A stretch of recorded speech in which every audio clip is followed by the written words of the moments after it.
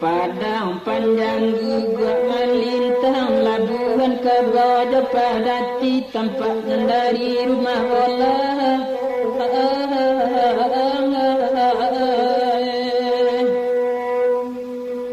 Dulu kan badan sama gadang, kini bak janda dua hati, kanai pitana